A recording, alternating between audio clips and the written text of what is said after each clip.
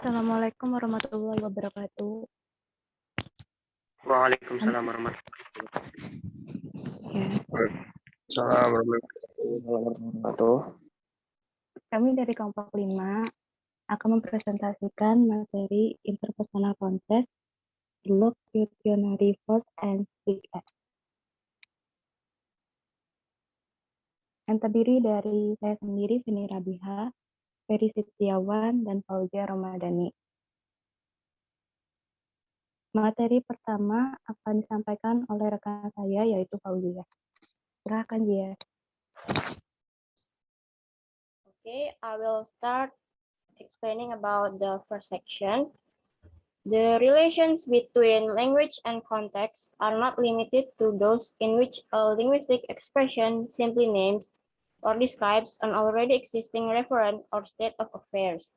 The assertion of facts about the world is just one of the acts which we can use language to perform. We also ask questions, use orders, and make requests, to mention only the three most obvious types of order acts for which language is used. As noted by Gibbon, the fundamental role of assertion in language can be seen as a consequence of four large-scale features of human social organization and the types of talk exchange it engenders. First, communicative topics are often outside the immediate perceptually available range. Second, much pertinent information is not held in common by the participant in the communicative exchange. The third one is the rapidity of change in the human environment necessitates periodic updating of the body of shared background knowledge. And the last one is the participants are often strangers.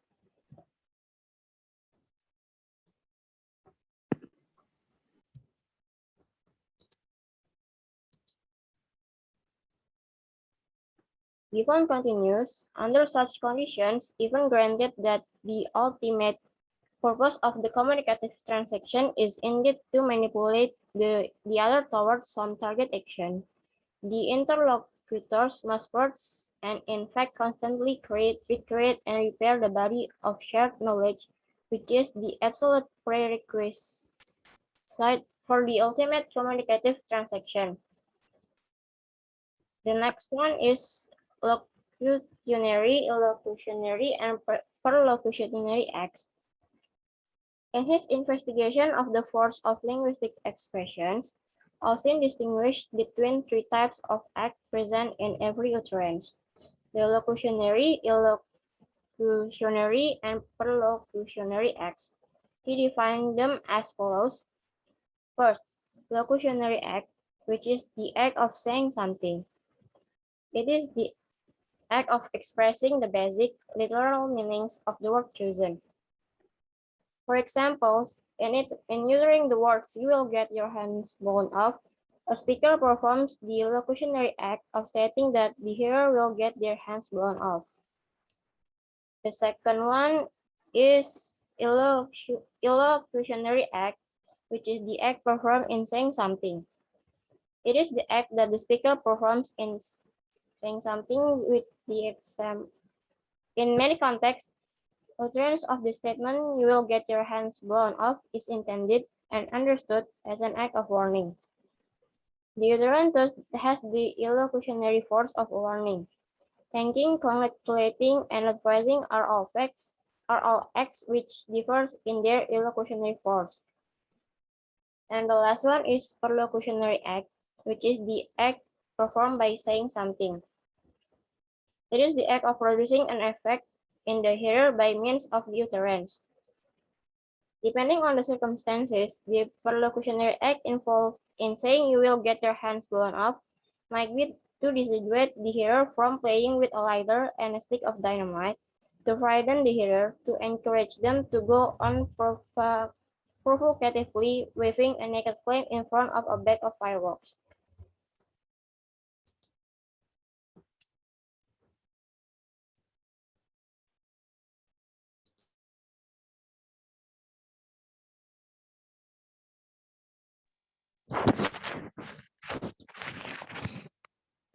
Consequence of the illocutionary perspective.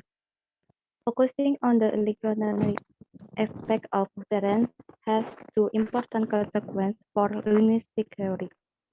The first concerns the centrality of third and facility to meaning. However, consideration of third and falsity are simply irrelevant for many types of illustrationary aids. This is particularly so for performative, such as the sentence in number 2. First, I apologize for the mess I have made. Second, I bet you as much as you like that it will rain for the party. Third, I forbid you to touch that diamond. And last, I promise that I will never give you such a fright again. Next,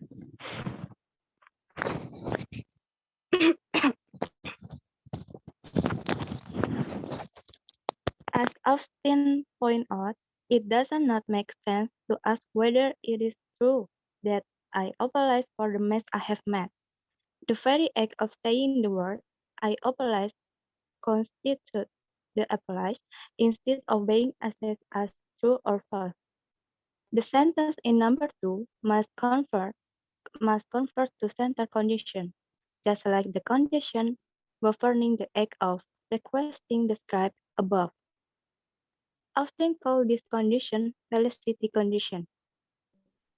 Felicity, felicity condition are the conditions that must be fulfilled, fulfilled for a speech act to be satisfactorily performed or realized.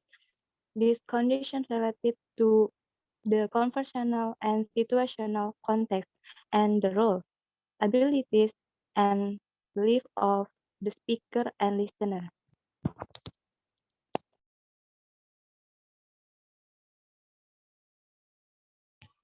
Okay, next is according to Davidson, the fact that a single linguistic structure may serve an unlimited number of contextual communicative ends points up a fundamental feature of human language that he calls the autonomy of linguistic meaning. Once a feature of language has been given conventional expression, it can be used to serve many extra linguistic ends. Symbolic representation necessarily breaks any close tie with extra linguistic purpose. Applied to the present case, this means that there cannot be a form of speech which solely, by dint of its conventional meaning, can only be used for a given purpose, such as making assertion or asking a questions. So explicit performative expression may be used in ways which do not correspond to their conventional meanings. The phrase "I guarantee there are no slackers in this company," for example, has the apparent elocutionary force of guarantee, but could function as a warning, a threat, a promise, and so on. Next slide. The unit of linguistic communication is not, as has generally been supposed, the symbol, word, or sentence, or even the token of the symbol, word, or sentence, but rather the production of issuance of the symbol, or word, or sentence in the performance of the speech act. The impossibility of discerning fixed characteristic of elocutionary force bearing expression impose a major reorientation on one's perspective on meaning. If given the right context, an expression can be used to create any contextual effect. In this perspective, the meaningful nature of human communication cannot simply be attributed to the semantic properties of words. Meaningfulness is not a property of language on its own, but of language used as a part of an interpersonal context as part of network of shared social practices. The use of language is thus not the disembodied exercise of human reason asserting natural facts about the world.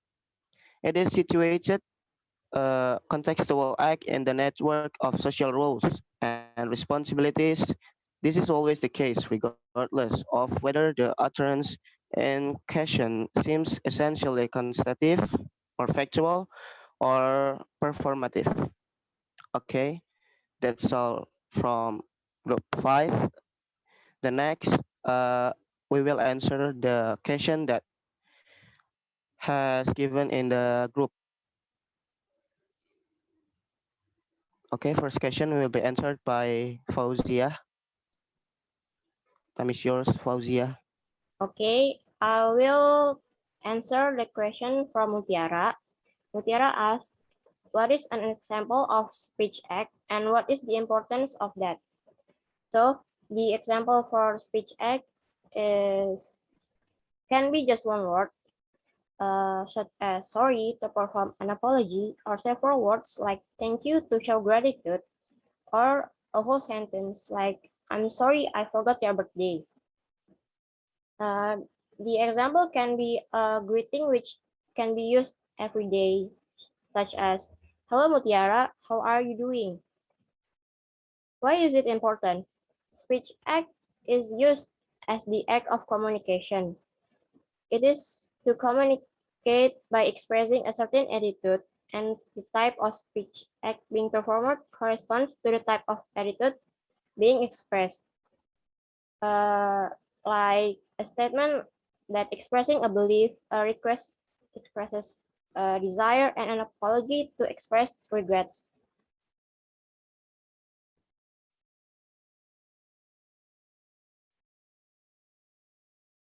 Okay, Mutiara, do you understand or Yes, I understand. Thank you, Fauzia. you're welcome? The next question will be answered by Fanny.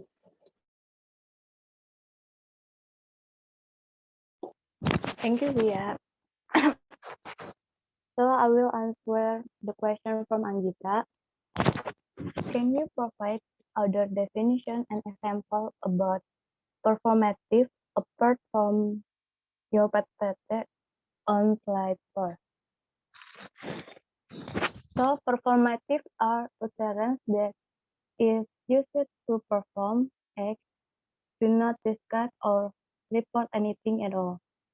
The uttering of the sentence is the doing of action. They cannot be said to be true or false. For example, I name this ship Titanic, and the circumstances are appropriate in certain way, then you will have done something special, namely, you will have performed the act of naming the ship.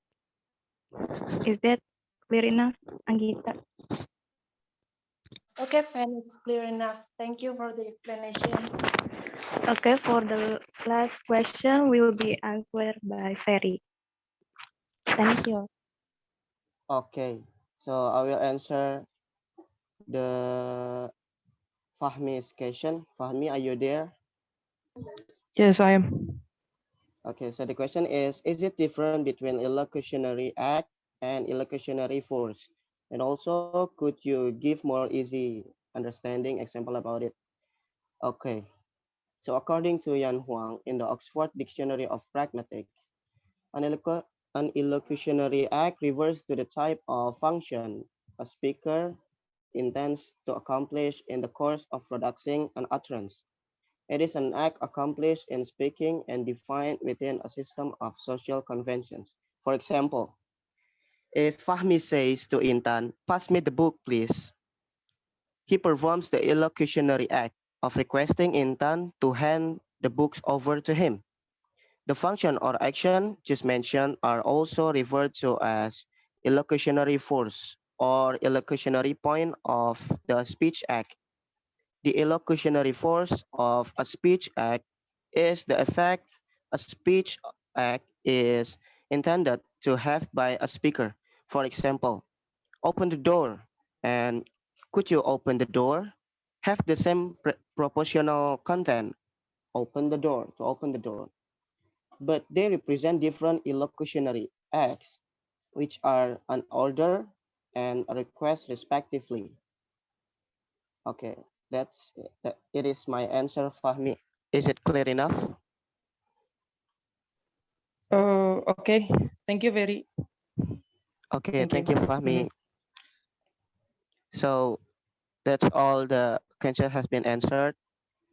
Okay, so our presentation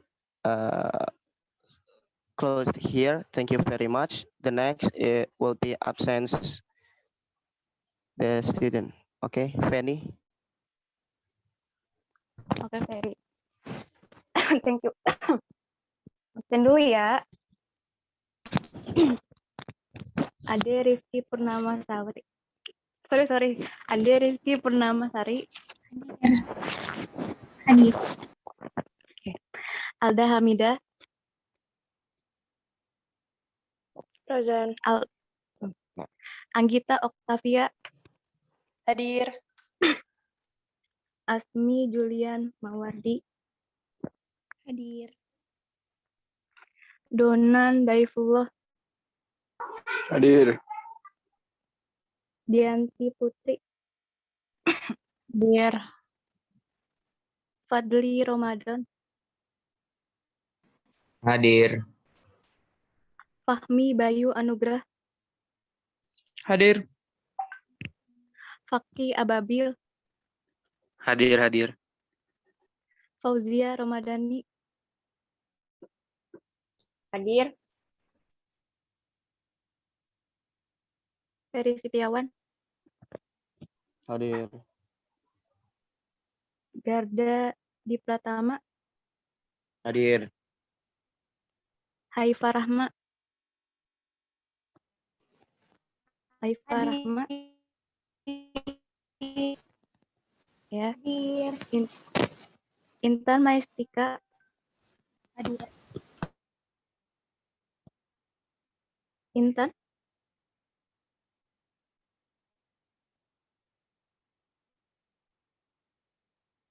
Intan ada? Oh, ada. Iqfa Septiasari. Hadir. Irfan Anto. Hadir. Khofifatu Saadah. Hadir. Milda Tania Ramadan. Hadir. Mita Francisca. Hadir. Muhammad Fayat. Muhammad Fayat.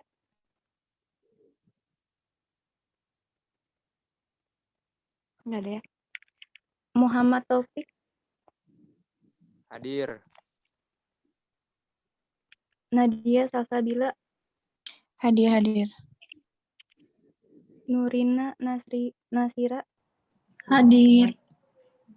Nurul Rizki. Hadir. Resintia Wulandari. Resintia.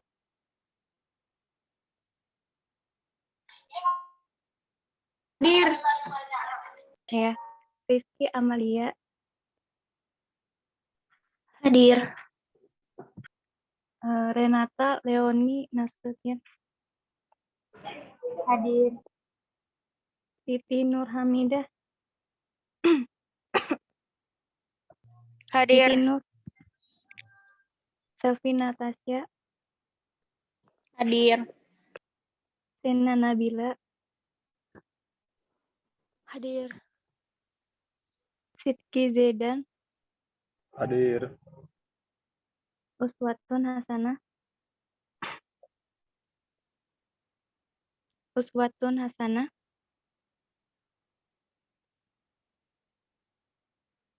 Nggak ada ya. Sahil Zalika. Derista.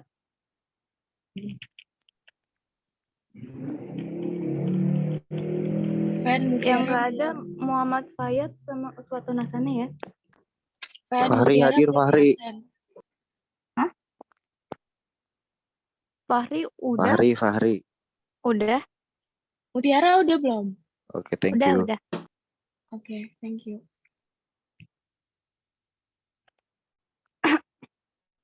Oke, terima kasih ya teman-teman udah hadir. Ferry. Masih. Oke, segitu aja dari kelompok 5. Terima kasih banyak. Wassalamualaikum warahmatullahi wabarakatuh. Waalaikumsalam warahmatullahi